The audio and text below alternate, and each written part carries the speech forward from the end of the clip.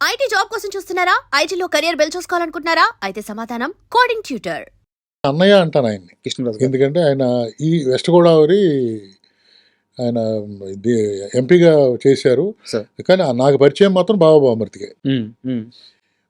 ఒక విషయం చెప్పాలి సార్, ఆయన మొగల్తూరు మహారాజా గారికి మనవడవుతాడు కృష్ణరాజు గారు. కృష్ణరాజు గారు.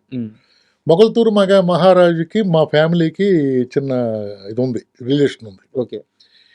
మేము నాది 12వ తరం అండి. ఫస్ట్ తరం ఆయన. మళ్ళీ ఇది సెపరేట్ సబ్జెక్ట్ అండి. మరి చెప్పండి పర్లేదు. ఫస్ట్ తరం ఆయన మొగల్తూరు మహారాజా గారితో చాలా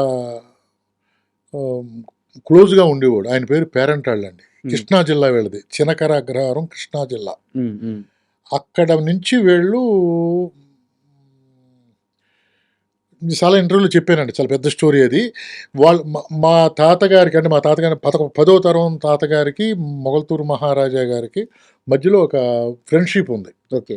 ఆ ఫ్రెండ్షిప్ కారణంగానే మాది 3000 ఎకరం అండి. మొగల్తూరు మహారాజా గారు మా ముత్తాతలకు రాసి ఇచ్చారు. 3000 ఎకరం, 3000 ఎకరాల పొలం, 3000 ఎకరాలు. దానికోసం ఇక్కడ షిఫ్ట్ అవ్వమని రిక్వెస్ట్ చేస్తే ఆయన షిఫ్ట్ అయ్యారు. ముగ్గురు బ్రదర్స్లో ఒక బ్రదర్ ఇక్కడ షిఫ్ట్ అయ్యారు. ఓకే. ఇది చాలా ఇంటర్వ్యూలో ఉంది, మళ్ళీ చెప్తే మళ్ళీ రొటీన్ అవుద్దని చెప్పట్లా. ఈ విషయం ఆయన చెప్పాను కృష్ణరాజు గారికి. ఇలా జరిగిందంటే అవునయ్యా నేను విన్నాను, బహుశా మా ఇంట్లో పుస్తకాలు ఉండాలి, దాంట్లో కూడా ఉన్నట్టుంది, వెతుకుతానని చెప్పి వెతికారు కానీ దొరకలేదండి. కానీ ఆయన చెప్పిన తర్వాత నాకు, అంటే వాళ్ళు చాలామందికి చేశారు. మొగల్తూరు మహారాజు గారు అసలు మొగల్తూరు మహారాజా మొగల్తూరులో టంకశాల ఉంది, ఎవరికైనా తెలుసా? ఐడియా లేదు. టంకశాల ఉంది అక్కడ.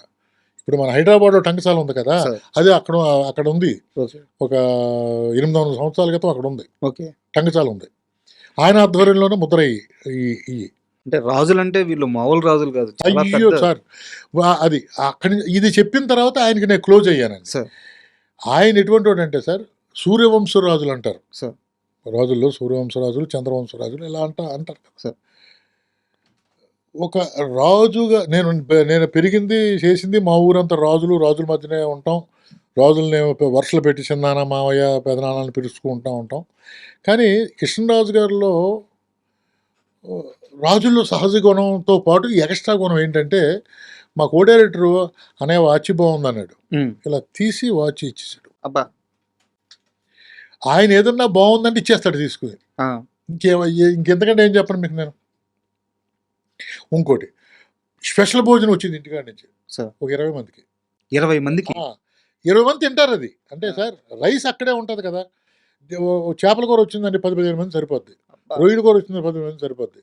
ఆయనతో పాటు బైక్ కూర్చుని భోజనం చేయాలి. ప్రతిరోజు ఐటమ్స్ వస్తాయి. ప్రతిరోజు అట్లీస్ట్ 10 మందికి వస్తారు సార్. ఏదైనా స్పెషల్ అయితే 15-20 మందికి వస్తుంది. కానీ డైరెక్టర్ కంపల్సరీ అక్కడ భోజనం చేయాలి, డైరెక్షన్ డిపార్ట్మెంట్లో అక్కడ భోజనం చేయాలి, హీరో భోజనం చేయాలి, ఆ రోజు హీరోయిన్ కూడా భోజనం చేయాలి. అంటే ఇప్పుడు క్యారవాన్లు వచ్చి ఎవరి క్యారేజ్ అక్కడికి వెళ్ళిపోతుంది సార్. అలా కాదు కదా పూర్వం, అలా కాదు. సరదాగా భోజనం చేసినప్పుడు కలిసే కూర్చునే వాళ్ళం. అంటే ఇప్పుడు మనకి న్యూస్లో ఎక్కడ పెట్టినా ప్రభాస్ గారి భోజనం, ప్రభాస్ గారు ఆ భోజనం పెడతారు, ఈ ఐటమ్ ఎక్కడ పోతాయి, జీన్స్ ఎక్కడ పోతాయి, అది అక్కడి నుంచి వచ్చింది. చిరంజీవి మన కృష్ణరాజు గారి దగ్గర నుంచి వచ్చిందే కదా. నేను బావబాంబర్ చేసినప్పుడల్లా కృష్ణరాజు గారితో నేను చాలా రోజులు భోజనం చేశాను. రావయ్య కూర్చో భోజనం చేయనివాడు. అలాగా కృష్ణరాజు గారి అది ఒక రాశరికం ఉండేది, అదొక పద్ధతి, అదొక మహానుభావుడు. అలా రాజులు జనరల్గా అలా ఉంటారు సార్. రాజులు జనరల్గానే వాళ్ళ ఫుడ్ పెట్టి చంపేస్తారు వాళ్ళు. జనరల్గా చెప్పండి, ఈస్ట్ వెస్ట్ గోదావరిలో రాజులు కాపులు ఫుడ్ పెట్టి చంపుతారు. దాంట్లో కృష్ణరాజు గారు అయితే అసలు ముందు నుంచి వచ్చిన జీన్స్ అండి, అది ముందు నుంచి వచ్చిన జీన్స్. మొగల్తూరు మహారాజు దాన్ని బాగా ఎక్కువ చూసుకున్నాడు సార్. కారణం ఏంటంటే ఆ రిలేషన్ ఉంది కదా, ఇవన్నీ చెప్పాను. నేను టెంపుల్ కట్టాను సార్. అవును, ఆ టెంపుల్ కట్టడానికి కూడా వాళ్ళు పట్టుకొచ్చి పడేసిన రాయికి నేను టెంపుల్ కట్టా. అంటే 300 సంవత్సరాలు, 270 సంవత్సరాల తర్వాత ఆ చెట్టు కింద అక్కడ ఎక్కడ ఉంటే దానికి టెంపుల్ కట్టడం వల్ల, కట్టినప్పుడు కూడా చెప్పాను, ఒకసారి వస్తానయ్యా అని కూడా అన్నాడు ఆయన. ఒకసారి వస్తానయ్యా మీ ఊరు వస్తాను, ఒకసారి నేను తీసుకెళ్ళి కానీ ఆ ఫంక్షన్ రోజున వస్తానన్నాడు. బట్ అది జరగలేదు సార్. ఒక చిన్న డౌట్, మీరు చెప్పిన మాటల్లో నుంచి ఒక క్వశ్చన్ వచ్చింది, మీరేమనుకోవాలంటే అడుగుతారు. చెప్పండి. ఇప్పుడు కృష్ణరాజు గారి తాతలు మీ తాతలకి ఒక 3000 ఎకరాలు ఎప్పుడో ఇచ్చారని చెప్పారు. తర్వాత అవన్నీ మీరు నిలబెట్టుకున్నారా? ఎక్కడ ఉందని ఒక సెంట్ లేదు, ఒక్క ఒక్క సెంట్ లేదు. వాళ్ళు దాంతో కట్టిన మండవాలోగిల్లో మా తాతలు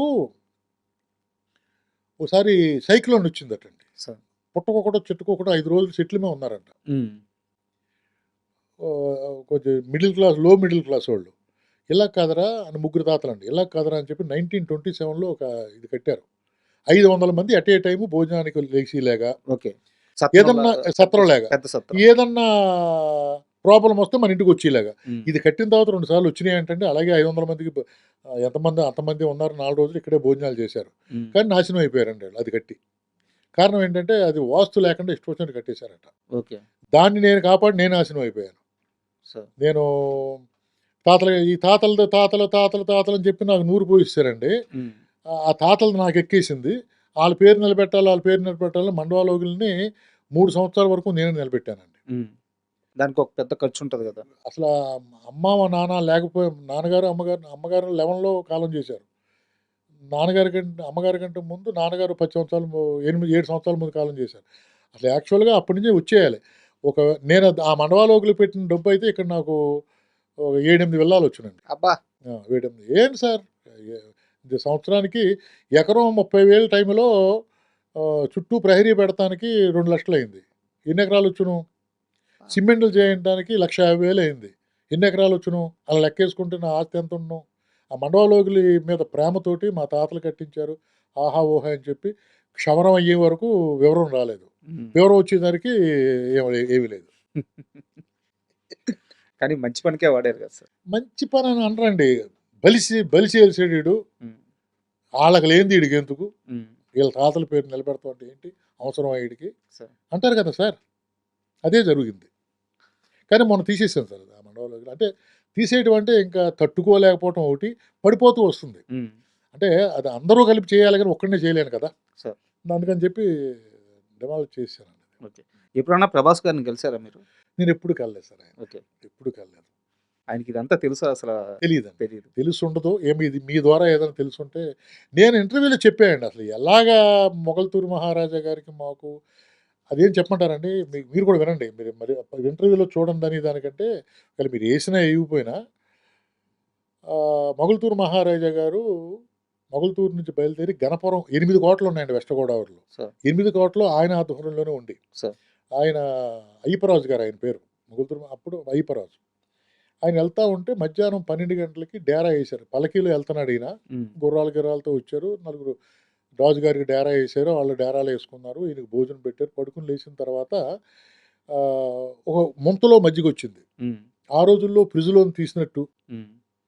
కొత్తిమీర, ఉల్లిపాయి, పచ్చిమిరపకాయి, జీలకర్ర ఇలాగా అమృతంలాగా ఉందట.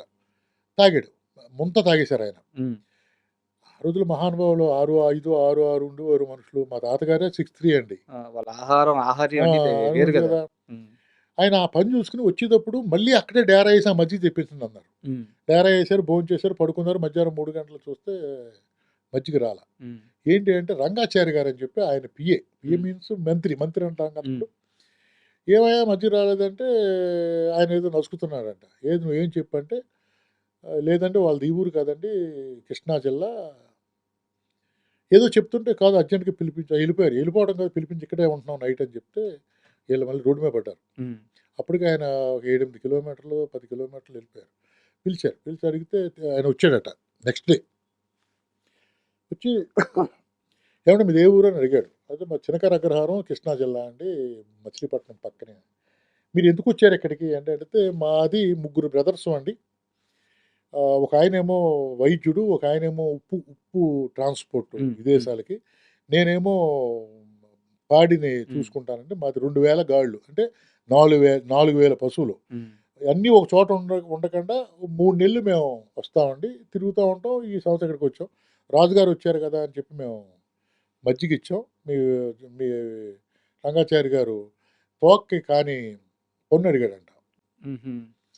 పన్ను కట్టి చేయవలసిన పని మాకు లేదండి. మేము వెళ్ళిపోతున్నాం సార్. మాది చూపు మాదే. హ్మ్. మా ఉప్పు ట్రాన్స్‌పోర్ట్ కోసం మా కోసం దేశాలు అడుగుతారు మమ్మల్ని. మాకు అక్కర్లేదని వెళ్ళిపోతున్నాం సార్ అంటే, నేను రాజుని మాట్లాడుతున్నాను కదా! నాకు అయ్యో! చెప్పండి సార్ ఏంటంటే, మీరు ఇవాళ నాతో ఆతిథ్యం తీసుకోండి. హ్మ్. నేను నైట్ తొలికోడు కూర్చున్న తర్వాత లేపుతాను, మా వాళ్ళు మీతో ఉంటారు, ఆ పని చేయండి అన్నాయంట. రాజుగారు కదా, అవును. ఓకే అన్నాడు. ఈయన భోజనం చేశారు, పడుకున్నారు. ఇద్దరికి చెరుకు ఏర్పాటు చేశారు, పడుకున్నారు. లేచిన తర్వాత ఈయన తొలికోడు కూర్చున్న తర్వాత ఒక కుండలో నీళ్లు పోసి ఒక సూర్యోదయం లోపు ఎంత తిరుగుతారో తిరిగి రండి అని చెప్పి చెప్పారట. ఈయన తిరిగినప్పుడు సూర్యోదయాన్ని తిరిగి మొత్తం అంతా వెనకాల ముగ్గు వేసుకుంటూ వచ్చారట. అదే 3,000 ఎకరం. ఇది మీదే అన్నాయంట. ఓకే సార్, ఇంతకంటే ఎక్కువ నేను దానం చేయగలను, నేను నాకు దానం అడగట్లేదు సార్ అన్నాయంట. ఈయన దానం కాదు, అయితే పేరెంట్ వాళ్ళు, మీకు కావాల్సి ఉంటే నాకు ఏదైనా మజ్జిగ కావాలంటే మీ దగ్గరికి వచ్చి తాగలేను, రాజుగారికి ఇష్టం కాదని మీరు పట్టుకొచ్చి ఇవ్వలేరు, ఇక్కడ ఉంటే నేను నెలకోసారి వెళ్తా ఉంటాను, మజ్జిగ తాగుతాను, మీరు రావాలంటే మేము 3 బ్రదర్స్ కదా సార్, అన్నయ్యని ఒప్పించాలి కదా, ఒప్పించవచ్చు, మీరు ప్రామిస్ చేయండి అని ప్రామిస్ తీసుకున్నాయంట. ప్రామిస్ తీసుకుని అక్కడికి వెళ్ళి వాళ్ళ అన్నయ్యలని ఇద్దరిని ఒప్పించి, వద్దురా అంటే వినకుండా ఒక చాకలి, ఒక మంగలి, ఒక కుమ్మరి, ఒక మాల, ఒక మాదిగ, అంటే కులాలు చెప్పకూడదు, ఆ రోజుల్లో జరిగింది కాబట్టి చెప్తున్నాను. ఇలాగ మనిషికి ఎవరవసి అవసరమో వాళ్ళ ఫ్యామిలీలు తీసుకుని ఆయన ఒక రోజున బయలుదేరుతున్నాడు. బయలుదేరుతుంటే రేపు దసరా రోజుని అక్కడ వెళ్ళిపోవాలి, అక్కడ కొబ్బరికాయ కొట్టాలి. ఇవాళ శుక్రవారం రా, ఇవాళ వెళ్ళటం ఏంట్రా, వద్దు అంటే లేదు రేపు పొద్దున్న అక్కడ దసరా అని చెప్పి, నేను ఆ రోజున విజయదశమి రోజున అక్కడ నేను కొబ్బరికాయ కొట్టాలని చెప్పి ఈ ఫ్యామిలీస్ తీసుకుని బయలుదేరి ముహూర్తం పెట్టుకుంటే, ఆ రోజు రాత్రి అమ్మవారి కల్లోకి వచ్చి పైడమ్మ అమ్మవారు అందరినీ తీసుకెళ్తున్నావు, నన్ను తీసుకెళ్ళవా అని అడిగిందంట. తీసుకెళ్తానని చెప్పి వచ్చి పెడనలో కాళ్ళు కడుక్కుని ఒక రాయి తీసుకుని దాన్ని శుభ్రంగా కడిగి పసుపు రాసి ఆ రాయిని భుజాన్ని వేసుకుని 1743 డేట్ ఏదో సెప్టెంబర్ 28 ఎంత ఉంది ఆ రోజుని వచ్చారు సార్ ఆయన. మీ తాతగారు ఆయన మా 12వ తరం నాది, అంటే ముందు తరం ఆయన. ఆ విధంగా ఊరు వచ్చారని కృష్ణరాజు గారికి చెప్పాను. ఓకే, డెఫినెట్గా ఇంప్రెస్ అవుతారు కదండి. ఇప్పుడు అది వచ్చిన తర్వాత రాజుగారికి ఈయన 2-3 సంవత్సరాలు ఇవ్వడం జరిగింది. తర్వాత ఆయన కాలం చేశారు, ఈయన కాదు, తర్వాత కొడుకులు వచ్చారు. కొడుకులకి వాళ్ళు తెలియదు, కానీ ఈ విషయం తెలుసు. కానీ వెళ్ళినప్పుడు మాత్రం గౌరవపూర్వంగా వీళ్ళు కలిసేవారట. ఇది జరిగిన మ్యాటర్. ఇది ప్రభాస్ గారికి తెలుసుంటే బాగుంటుంది. మరి ఇదే మళ్ళీ ఎందుకు చెప్పానంటే, ఏదైనా ఇంటర్వ్యూలో ఎవరెవరే మీ ఓడంటారా, మీ తాత ఇచ్చారంటారా అని చెప్తారేమో అని చెప్పి మళ్ళీ చెప్పాను అనమాట. అంటే నేను ఇక్కడ ఒక విషయం చెప్పాలి. ప్రభాస్ గారు ఫుడ్ పెట్టి చంపేస్తారంటే వాళ్ళ తాతల కాలంలో చూడండి, ఒక కుండ మజ్జిగ బాగుందని చెప్పి ఆ మనిషి ఆ పాడి ఉండాలి, ఈ తన భూభాగంలో ఉండాలి అని చెప్పి 3,000 ఎకరాలు ఇచ్చిన రాజుల కుటుంబం. అవునండి. నిజంగా గ్రేట్ స్టోరీ, చాలా గ్రేట్ సార్. అంటే సార్, అంటే ఇవన్నీ చెప్పుకుంటానికి, ఇది నిలబెడతానికే నేను నాశనం, అంటే అనకూడదు, ఇది నిలబెడతాం కోసమే అది బాధ్యత అయిపోయింది. అంటే ఇది బాధ్యత తీసుకున్నాను కాబట్టి. For more videos, please subscribe to iDream. Please subscribe to iDream. Please subscribe iDream. And please subscribe to iDream. For more videos, subscribe to iDream. please like, share and subscribe to the channel. Congratulations, iDream. Subscribe to iDream. Subscribe to iDream. So subscribe to iDream Media. iDream ki iDream team andarki huge congratulations. Please subscribe iDream Media. Please subscribe to iDream. Subscribe iDream. Please subscribe to iDream. iDream అంటే నా కళల channel subscribe చేసుకున్న నోరు తిరుగుతలేదు, మీరైతే గంట గుర్తు కొట్టండి. For more such videos, please subscribe to iDream. Subscribe to iDream. Please subscribe to iDream. Please subscribe iDream Media. Please do subscribe to iDream. Please subscribe to iDream Media. For best entertainment and information, please subscribe iDream. And don't forget to subscribe to iDream.